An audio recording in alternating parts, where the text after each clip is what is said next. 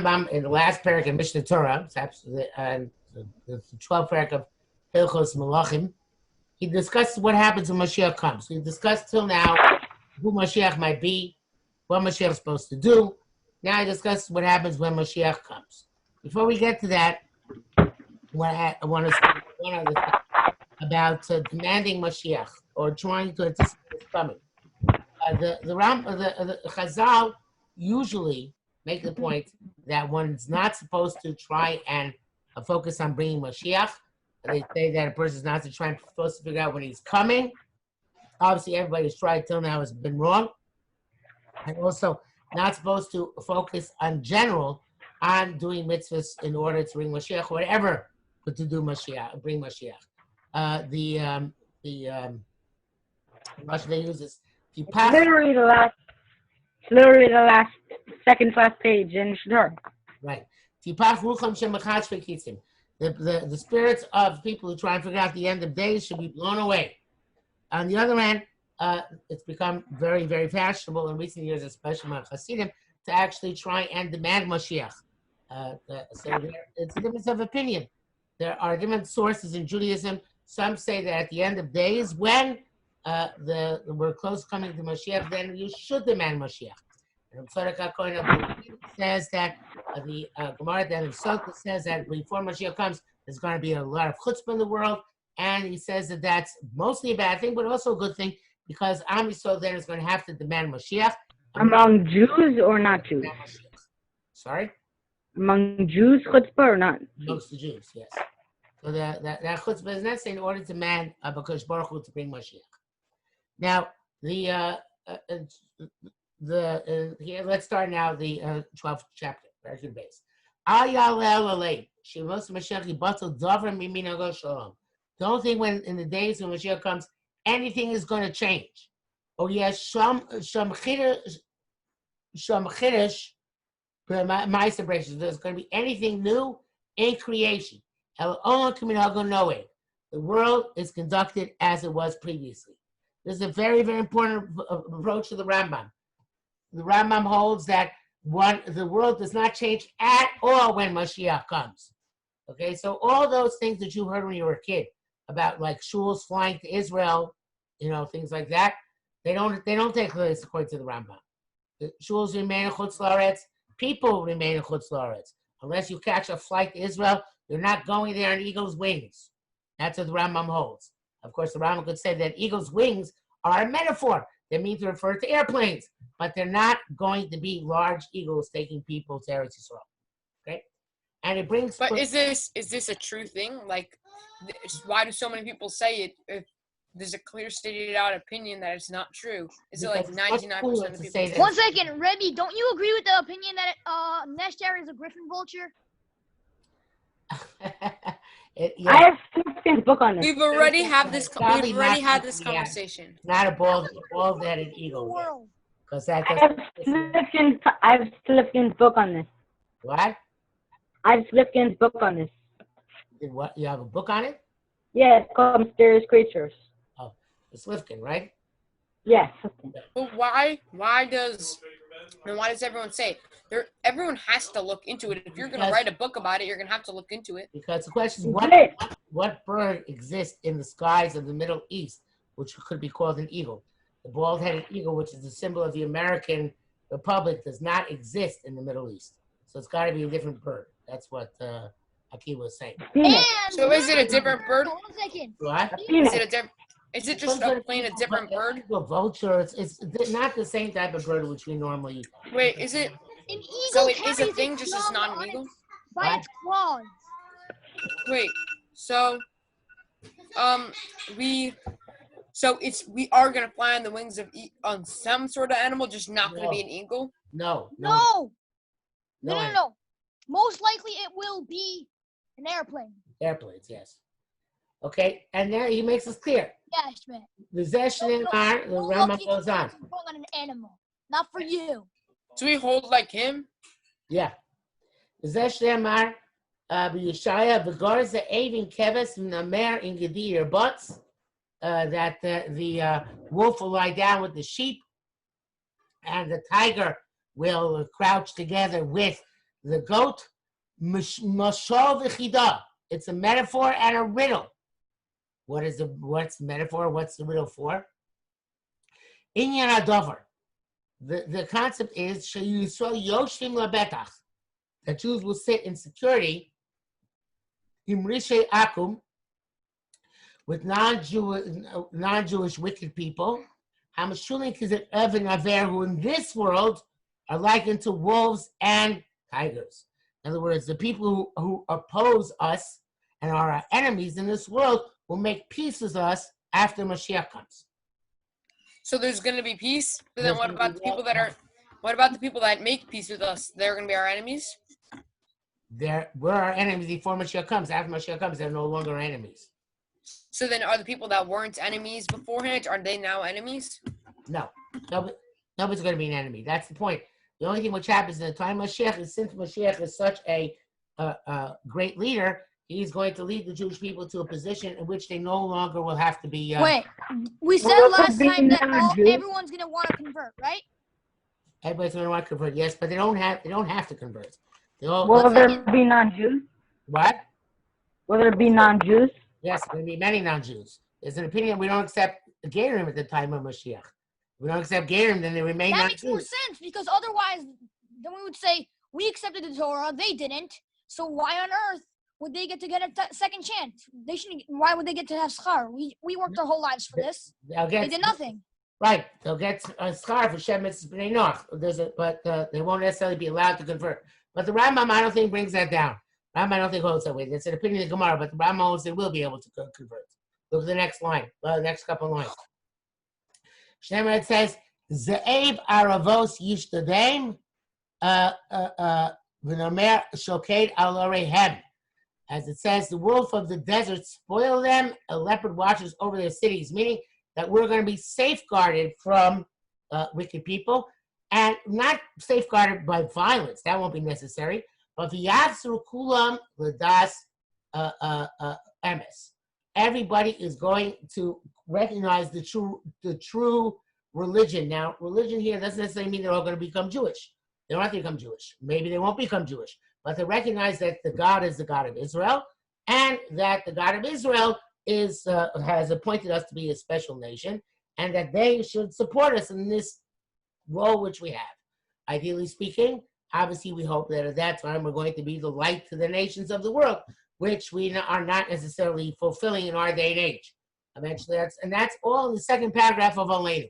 In the second paragraph of Aleinu, it says that we hope that Yakir Veidu Kol Yoshvei Sevel, all people who live on earth should recognize everybody should bow down to Hashem, and everybody take an oath of allegiance to HaKadosh Baruch Hu. Right?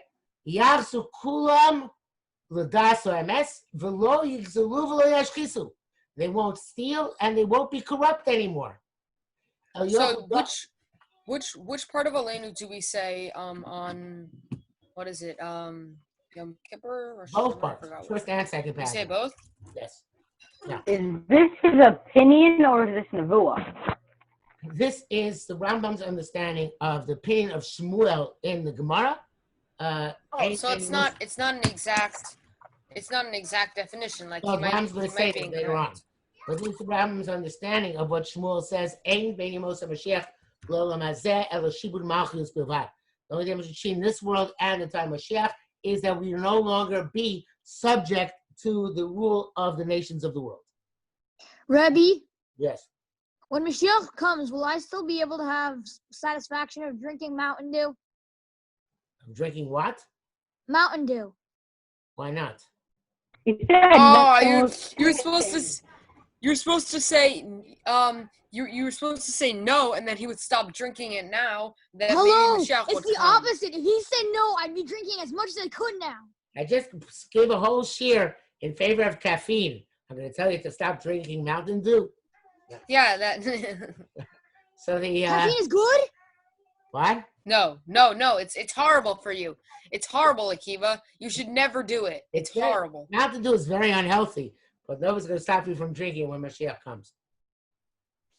Rabbi, yes. How long are we going to be learning about the Vilna Gaon?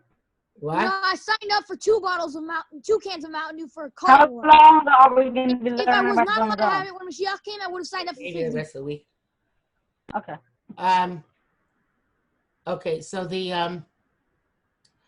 that's he says they're going to eat things which are permitted, meaning that stuff which is not which they don't get inappropriately, they got appropriately for them. It doesn't necessarily mean they're going to eat kosher. That's not what it means. What does it say here? 136. Doesn't I don't know what this 136 is, but it doesn't necessarily mean they're going to eat kosher, but it means they're going to eat things which are not stolen, things which they got legitimately. Okay. But that means a lot of people's like jobs, quote unquote, I guess robbers, they all lose their parnasa. Right, they do. So they're going. So going. Shneimar says, "Varyei kabakor yochal tevet." A lion, like a cow, will eat straw or hay. Now, this is not literal. It doesn't mean that lions become herbivores. They don't stop eating the other animals. But it means it's a metaphor for human beings. Human beings will no longer eat each other up. They're not going to pursue each other. Chazal say, Mazeres Abbas, Yimole Morosh or Malchus, if not for fear of the government, below, people would swallow up each other. That won't be true anymore at the time of Moshiach. So that means, what about like all of the other what do you call it? Like kingdoms nowadays. What happens to all of them? Do they does Donald Trump disappear? Do all these kingships stuff disappear? No, the United Will States. Donald Trump be laughed at? Yes. The United States will remain an independent country, presumably, just that its government. One second, there is so much targeting. Why would Hashem make it that Donald Trump gets laughed at? There's so much targeting going towards him right now. They're literally willing to kill people to stop him from being elected next time. They hate him. Everybody is good. They kill people, be counterproductive. But be that as it may, in the Moshe Mashiach, there can still be presidents. There'll still be presidents of the United States. Hopefully, there'll be better presidents of higher quality.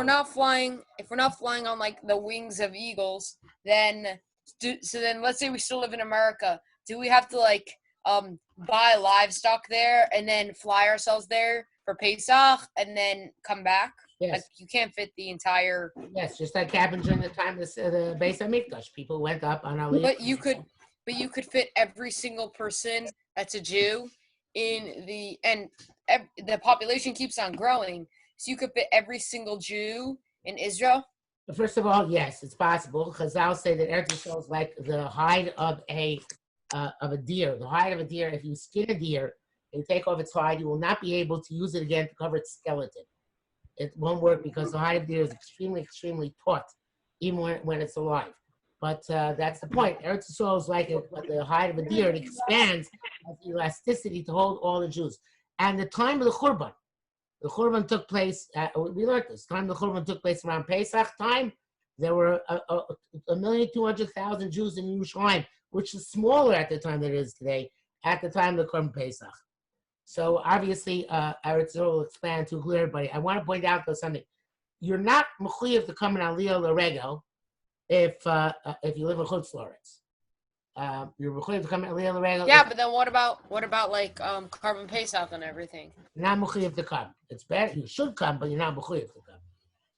So you don't have to do anything with the Beis HaMikdash if you don't live there. But I'm sure if there'll be, hello Yehuda, I'm sure if they're nice cheap prices on flights to Eretz Yisrael, everybody's going to want to go. As you may know, and the times when the Beis HaMikdash existed, hotels in Eretz Yisrael in Yerushalayim are not allowed to charge money for Jews to be there over Yom Tov, because they were they allowed to charge? Were they allowed to charge for any other points in time? For food, yes, but not for sleeping. No, I'm saying were they allowed to charge during Yom Tov? No, I'm not sure. I don't think so. I think anytime a Jew Yerushalayim belonged to all the Jews, so therefore they were not allowed to charge people for room, only for board. But they're losing everything because they have to pay for all of this stuff. They have to pay for the housing. Let's say there's electricity. They have to pay for electricity. They have to pay for everything. But then now you're gonna have to lose everything now that Mashiach came. So now it's turning bad. No, obviously there are arrangements by which they were, we're Jews. We have loopholes for everything. Just like we sell chametz for Pesach, they would pay a lot of money for the food, right? They find a way to make a profit. Don't worry about it. But officially, for the room, they didn't have to pay. Got it? That's how we work. We find loopholes. Okay. So, and then let's finish this.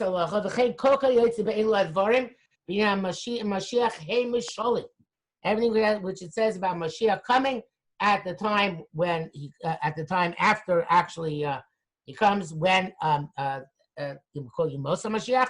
They're all Mishalim. They're all. Rebbe, 1 second. I just went downstairs. I just went downstairs to see what the commotion was about.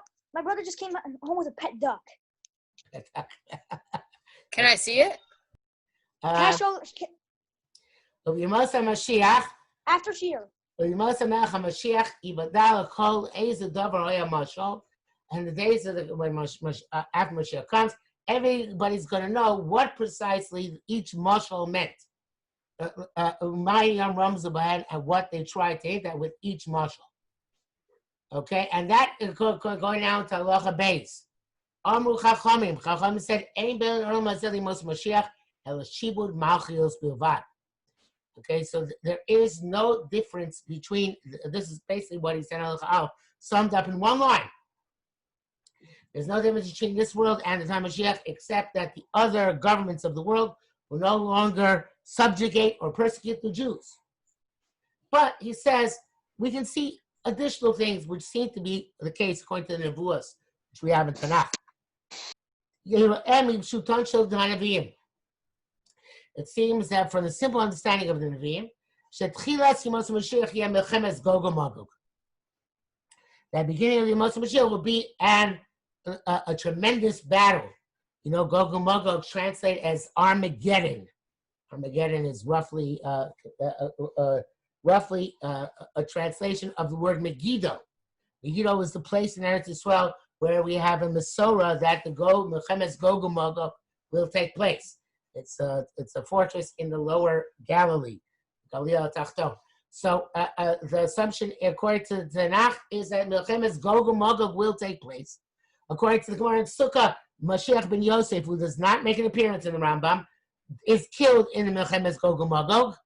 But that is the major war in which the nations of the world have to be defeated in order for peace to then be established. There are midrashim which indicate, and I don't know, nobody knows what's actually going to happen. Those indicate that a war takes place which involves Iran, which involves Persia, and involves Persia and the Arabs, and maybe there's going to be a big war between the Persians and the Arabs, which looks like we're going in that direction, which will be the war of Gog and Magog. Nobody knows for sure, but it's a possibility. But he says, before this war, Yamod Navi liyasher liyisrael achin libam. There's got a Navi will come in order to prepare the Jews to face the war and to do proper tshuva. And this Navi is referred to Shneimar Hinei Anochi Sholechem Es Eliyahu Navi by as Eliyahu Navi. Ve'eno ba lo l'tamei ha'tor v'lo taher tamei. He doesn't come to do any chidushim in halacha. To say something which is tamei is tar, something which is tar and tamei. That's not his purpose. Nor does he come to say that people who are assumed to be kosher Jews were really not kosher Jews, or people assumed to be kosher Kohanim, not really kosher Kohanim, and so on and so forth. He doesn't come to pass them, below lachshir, and not on the other hand to say that the people are people are assumed to be puzzle are actually kosher. He doesn't come to do either of those things. Elasum shalom ba'olam. The purpose of Mashiach, Eliyahu Navi, coming. The Navi coming is to make peace in the world. The Shneimar says, "Ve'yeshiv leiv avos abanim." He's going to bring together the hearts of the fathers and the children, which again is a metaphor. means people who are not getting along with each other. He's going to make them get along with. He's going to bring peace among them. Now, the Rambam holds Eliyahu Navi comes after Mashiach. First comes Mashiach, fights the battles, then Eliyahu comes, and then Milchemes Gog and Magog takes place. So, and Milchemes Gog and Magog is primarily war between non-Jews. Jews are not involved in that war. He says there's an opinion, the Yesh Min HaChachamim Sha'omrim, some Chachamim say she couldn't be as a Mashiach Eliyahu. It will actually come before Mashiach comes. That's what we all have. We're all taught as kids is that Eliyahu Navi comes before Mashiach, and then he is the one who tells us Mashiach is on his way. And that seems to be the case in most Gemaras. But again, the Rambam certainly had a source, and his source said that Eliyahu comes afterwards. Okay,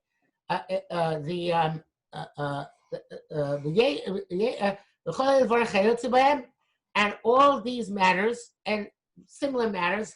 Lo yeda adam ech yu ad sheyu. Nobody's going to know how they're going to happen until they're going to happen. In other words, all the prophecies which are discussed, all the nevuos, are not necessarily going to happen in the way some people understand them. They might happen in a different way. We have a general principle, which is important to remember. Any nevuah which is for Puranos, any nevuah which is negative, doesn't have to take place. A positive nevuah must take place. It's like a promise from Hashem that this good thing is going to happen. But a negative nevuah does not have to take place. Hashem can change the negative nevuah, like he did with Nineveh, when Yonah got them to do tshuva, so that, or whatever, they did tshuva on their own, but then Nineveh was saved, even though Hashem had said Yonah to prophesy that's going to be overturned.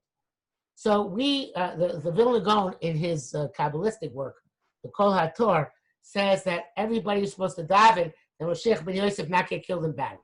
The Vilna Gaon had a Kabbalistic work? What? The Vilna Gaon wrote what? Many Kabbalistic works. Really? Yes. Vilna Gaon was a very big... No, that's like not a misnagid thing to do. That's not... It is a misnagid thing to do. Over time, misnagdim stopped because I guess they left the Kabbalah to Hasidim. But at the time of the Gra and his Talmud, the Chaim Volozhner, the misnagdim were very heavily into Kabbalah, just as much as Hasidim are. Okay? To this day, there are many misnagdim were into Kabbalah. Not as many as the Hasidim, but there are many. We'll talk about that. Anyway, so the idea is that the Vilna Gaon says, even though it seems from the cont'd Sukkah and from a nevuah, which the cont'd Sukkah interprets. Rebbe. 1 second. Hashem Yosef has to be killed. You can have my back. Killed, because no bad thing, which it says in the nevuah, ever has to take place if you try and have it not happen. Yes. Akiva, you going to say something? Yehuda Schmidt might come back because he just left. Oh, okay. So he said again, nobody knows it's going to be until this actually happens. These matters are closed up by the Nevi'im. We don't understand. The Nevi'im didn't actually interpret their words to tell us what they meant to say. Chachamim also don't have a clear-cut Masorah how all this stuff is going to happen. Come on, who's doing that? Only based on the way they understood the psukim. And therefore they have machlokas in these matters. In any event, this is a very important line.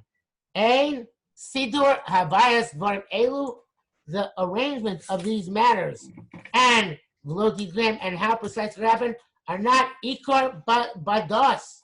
They're not important in our religion. In other words, how Mashiach is going to come, we don't care, as long as Mashiach does come. And whether the nevuos will take place in a certain way or not, doesn't concern us. Simcha, did you want to say something? Aren't you not supposed to learn the halachos of the end of time, or what's going to happen at the end of time, or else you'll go crazy? Is there somebody that says that? Rambam doesn't know you're going to go crazy. He says it's pointless. Nobody knows exactly what's going to happen. So if you don't know what's going to happen, why bother dealing with it? And he says the next So line. why did he write this? What? So then why did he write this? In order to tell us that there are differences of opinion. It seems that there's a kind of basic understanding that, like Shmuel, that there won't be any major changes. But the rest of it, it's not up to you to learn, and because you're never going to know. Even Chachamim themselves did not know it's going to happen. So therefore, Is the end of time when Mashiach comes, or literally the end of time? sorry, what? Is the end of time going to be when Mashiach comes, or legitimately the end of time? No, it means the time at the time of the Rambam, they thought the Mashiach was going to come much earlier. So it means the time Mashiach was going to be from whenever he came till the year 6000. So the Rambam lived 1,000 years ago. They thought Mashiach was coming, relatively soon, and that the last 1,000 years of creation will be Moshe Mashiach. Now we see that. I got knocked off because of our internet. Yeah. Okay. So it says the person should not be so involved in the stories. Agados means the types of stories people tell about what it's going to be when Mashiach comes, because nobody knows. And don't spend time learning midrashim about this either, because again, nobody understands midrashim, and Chazal themselves are not clear what's going to happen. Right? So therefore, it's not worthwhile spending time. Ikar. You shouldn't make this a primary learning. Learning about Mashiach, talking about Mashiach, does not bring a person neither to love of God nor to awe of God. That's a very powerful statement by the Rambam. And goes against a lot of what Hasidim do today. Many Hasidim hold, many non-Hasidim hold. That talking about Mashiach is the main thing we should talk about in this world. And Mashiach should be our primary pursuit. To do mitzvahs to bring Mashiach.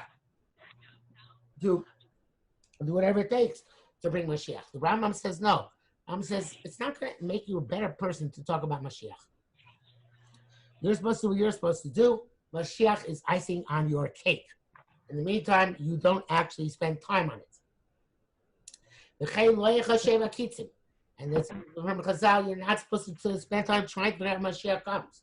Many Rishonim and Achronim issue their predictions of when Mashiach is going to come. And they were all wrong. From the Ramban to the Malbim and beyond. So therefore, if everybody's been wrong till now, what good does it do to try and predict when Mashiach will come? And yet people continue to do so. Then why are we supposed to think about it like every day? We're supposed to think about Mashiach every day. So this is what he says in the next line.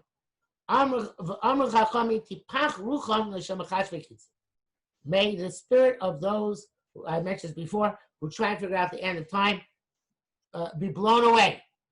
You're supposed to wait for Mashiach, as Gemara says. Says one of the questions asked when you got to Shemai is Sipi so Yeshua. Did you yearn for Mashiach to come? You should believe in it. But you should not specifically try and figure out when he's coming. You should wait for him. Do we think that he's going to come at 6,000? And not try and figure it out. Okay? Somebody was saying something?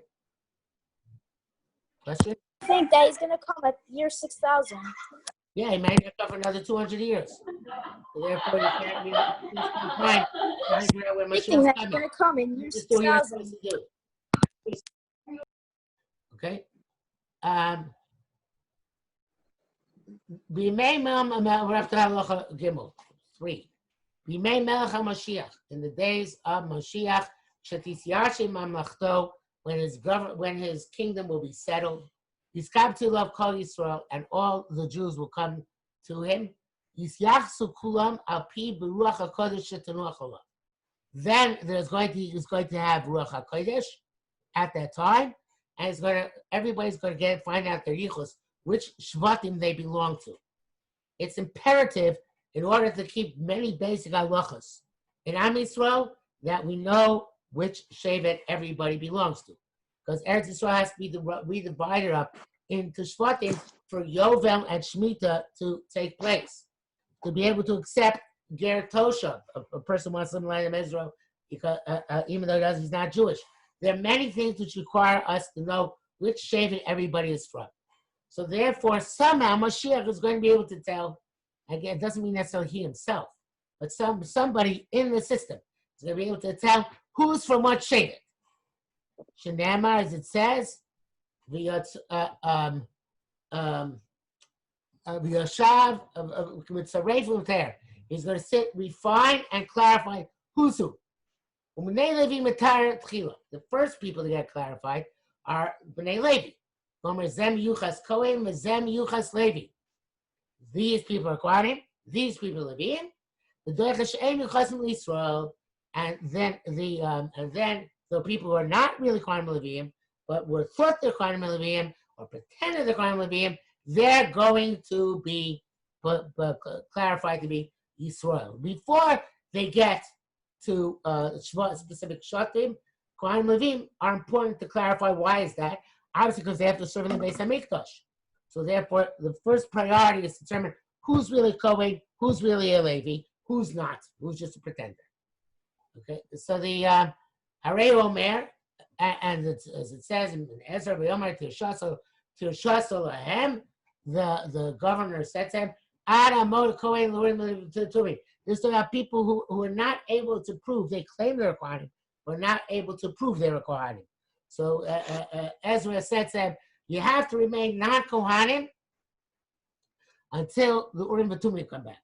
The Urim V'Tumim, as you know, were letters which lit up in the Choshen to tell us who answers to our questions. They didn't have that in the period of the second Beis HaMikdash. They're not going to have that again until Mashiach comes. So therefore, Ezra said to them, wait till there's Urim V'Tumim, then we can ask the Urim V'Tumim if you're really Kohanim or not, and then we can figure out whether you're really Kohanim. So this teaches us that with divine spirit, we figure out who is among those who are held to be Kohen Levim, who is really a Kohen Levi, and we let them know. And you also sort out the Jews, but only for Shvatim. You tell each person from which Shevet they are. You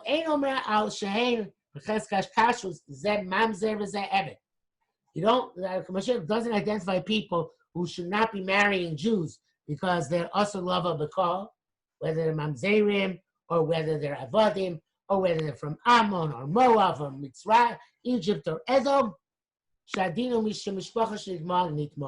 Once a family has been assimilated, meaning nobody knows anything bad about them, nobody's supposed to say, I know something bad about that family. So therefore, Mashiach comes and tells us, yes, which Shevet we're from, but not whether we're kosher or apostle. That's not that once a family is assumed to be kosher, nobody's supposed to come and say, oh no, I know they're really apostle all along. Rebbe. Yes. Is there still a family that knows the recipe for the lesson in the Beis HaMikdash? Sorry? Is there still a family that No. knows the recipe for? No. Been lost. The Gemara says that the family gave it over to Chazal. And Chazal did not give it over to us, so it's been lost. We don't have it. Okay. Loni Savuach Chachamim, the Rav Talach Dalet, Vayimim Osam Mashiach, Lo Kadei Shishutu Kol Real Chachamim and real Nevi'im don't want Mashiach times in order that they should govern the world. Lots of people want Mashiach because they want the Jews to take revenge from the non-Jews, or for the Jews to govern the world. No, that's not our purpose, and that's not why we want Mashiach. We look at the not to govern the world, or not to persecute the non-Jews. Nor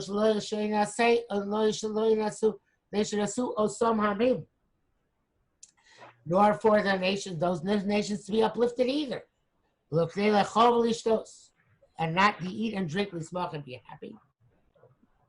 Rambam was big on avoiding physical pleasure. But rather to be free to learn Torah and acquire its wisdom. And nobody will come and say, you owe me money, or you need to go out to work for some reason, and get distracted for some reason and cancel or focus on learning and achieving wisdom. And this is in order to get to Olam Haba. In other words, the Rambam says Hilchos Moshiach is a time when people are going to be able to work more fully on their Olam Haba. Nowadays, it's much harder to work on Olam Haba because people have all sorts of distractions, which come from living among the nations of the world and being under their control. So therefore, at that time, everybody's going to be able to serve Hashem. Everybody's going to be able to learn and acquire wisdom to the greatest possible extent. Okay, we have less than 1 minute left, so I think I'm going to stop here. The next halacha is the last halacha in Hilchos Moshiach, in Hilchos Moshiach, in the Rambam itself. I will finish it next week. If you want to go on to some other topic, then please let me know during the course of the week. Okay? Is there class tomorrow? Thank you.